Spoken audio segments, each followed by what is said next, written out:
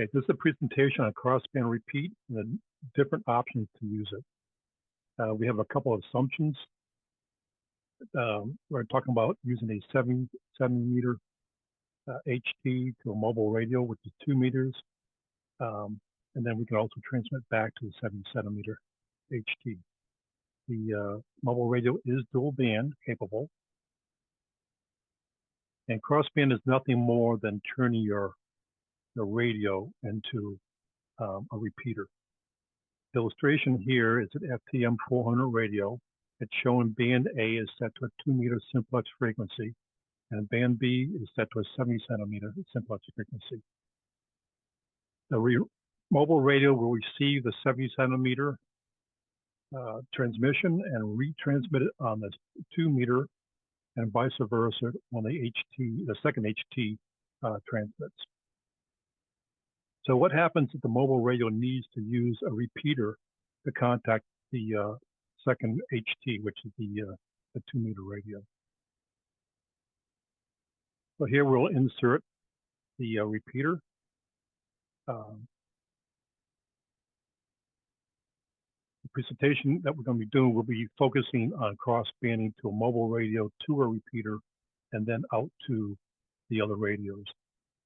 We'll not cover how to set up a mobile radio into the crossband repeat, since each radio has different setups, so it's outside the scope of this presentation. There are 3 crossband repeating methods, and we're going to cover each of them. So the first one, which I call traditional, the HT radio is 77 meter capable. The HT radio transmit and receive are set the same simplex frequency. On the mobile radio, band A is set to 770 meter simplex frequency, and band B is set to 2 meter repeater transmit receive frequency set. And then the mobile radio is turned into the crossband repeat mode. So when the HT transmits, it goes to band A on the mobile radio, and instantaneously it gets transferred over to band B and then retransmitted to the repeater on the repeater's input. And as you know, the repeater will instantaneously retransmit that. So then the second HT will receive it. That person will be making a transmission of their own to the repeater, which then will retransmit it back to the mobile radio. And then instantaneously, that transmission will go from band B to band A, and then back to the original HT, thus completing the whole transmission.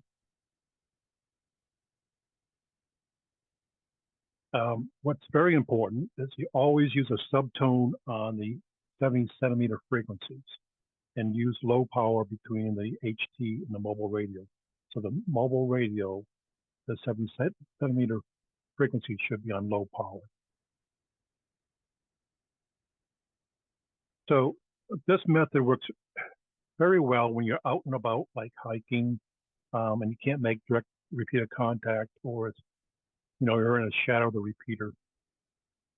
However, let's say that you're working for AIDS for Life, a bike race, and you can't make direct repeater contact, and the repeater is very busy. So if the repeater is very busy, 2 things are happening. One is that you may not be able to break into make contact on the repeater. And the second thing is every time your mobile radio hears a transmission from the repeater, it's going to retransmit that transmission. Thus, it may cause your mobile radio to overheat and shut down, or it may just drain your car battery. So there's a solution to this, but only if you can receive the repeater on the HT. So if you're outside the range of the repeater on the HT, this next method would not work for you. This method I call the split frequency. So the HT radio has to be 70 centimeter and 2 meter capable. It could be a dual watch or dual band. The band A on the HT again, is set to 70 centimeter simplex frequency. And that's on the transmit side. On the receive side, it's set to the 2-meter repeater output frequency. On the mobile radio, band A is also set to 70 centimeters, and band B is set to the repeater input frequency. And then you turn the crossband repeat. Well, if you notice, band A is on 44650, and the receive is on the repeater's transmission frequency. So the transmission from the HT will go to the mobile radio, get retransmitted on the input to repeater from your band B to the repeater to the HT.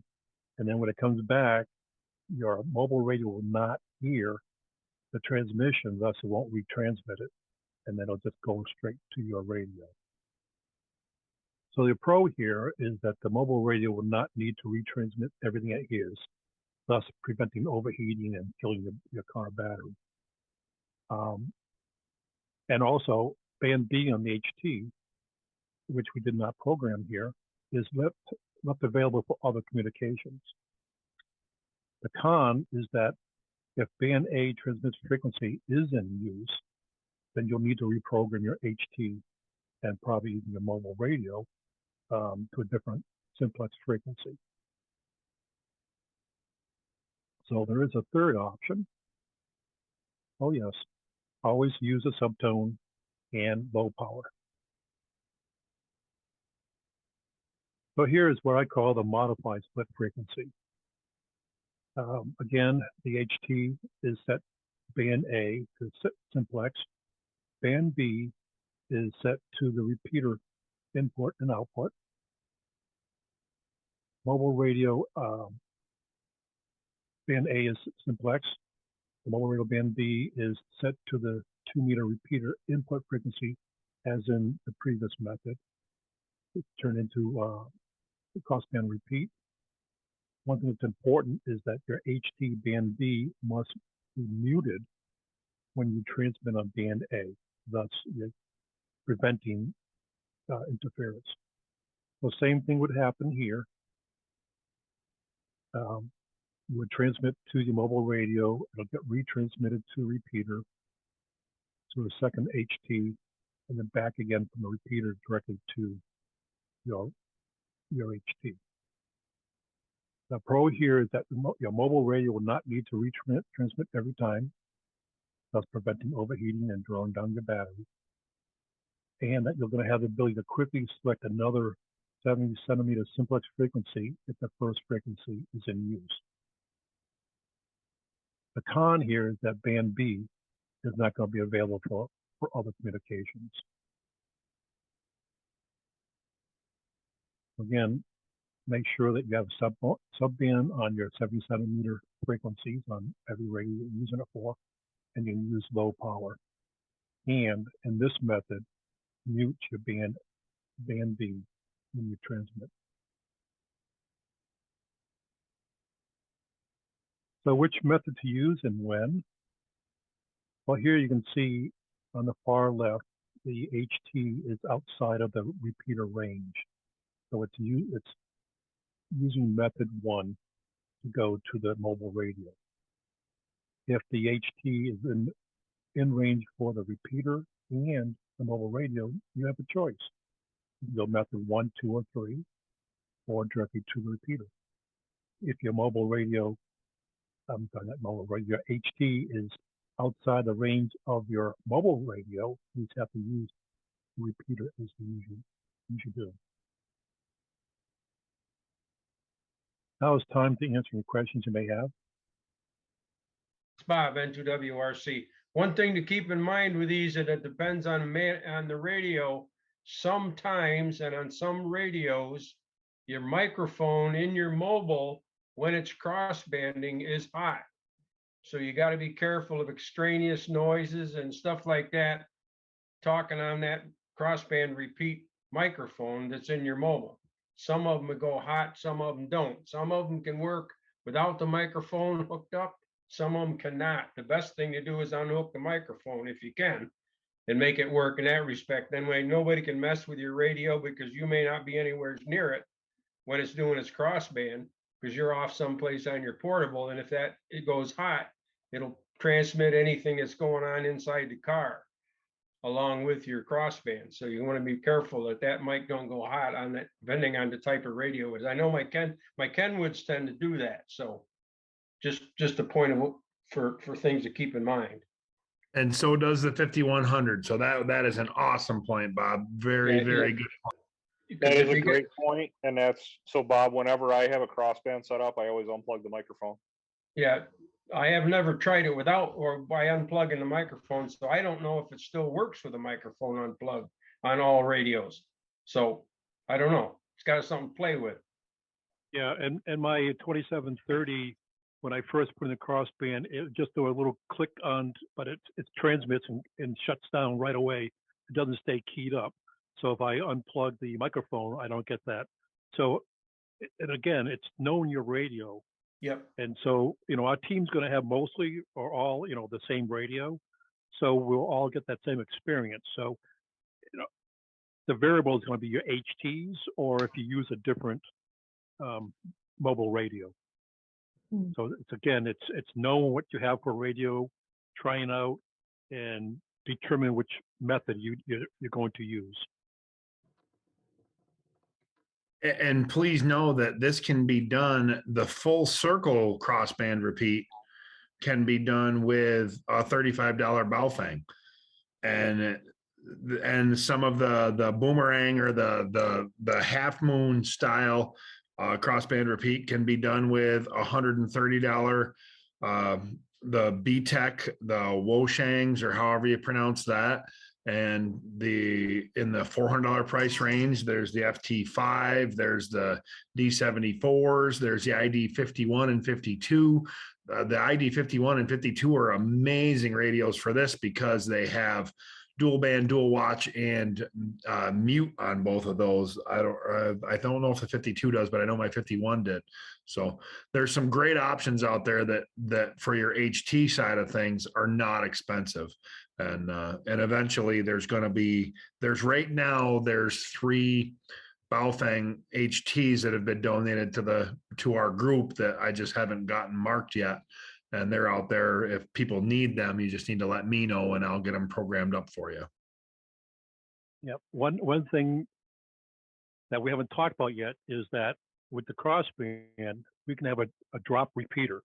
When I say drop repeater, just set up a repeater on the fly.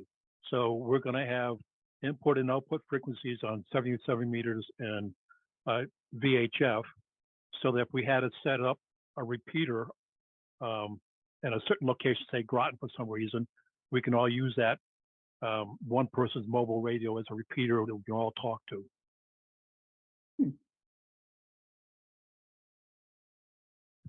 Because don't forget, this thing goes from, my first example was simplex to simplex. And that's all you need for a repeater. Dan? Yes, David. Yeah, nice presentation. Another factor that might come into a choice of which mode you use is if you are maybe in a group that's providing support for some event or something like that, and there's a chance that you might have to change repeaters. In other words, your primary repeater may not always be the best one. I guess the split mode is going to be a little bit more complicated to program in another repeater. Is that right?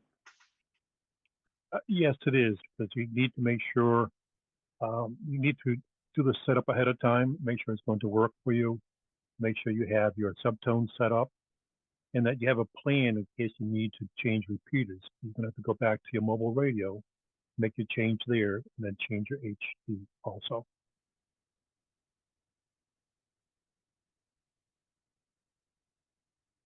I do want to show you one thing. Let me go back to a slide here. Doesn't matter whether you're doing modified split frequency or the split frequency. But if you note, and the mobile radio band B, I have the transmit set to the input to repeater. But typically when you set a frequency, you have an input and output. And I didn't show what the input is, but it has to be a frequency that it's not going to hear. So if I had used the repeater output, every time, I'm sorry, if I had used this as a simplex, so that was 146.34 on input and output to band B, then every time your neighbor, say you were at a race or some type of event where your mobile radio could hear other transmissions from other ham radio operators, it would retransmit to your HT each time. So this has to be a split frequency. Typically, your receive side of band B would be set to a simplex frequency, again with a subtone, so that your HT will not hear your neighbors talking. Other questions? If not, then I thank you very much for your time, and I hope this presentation was helpful for you. Thank you, Dan.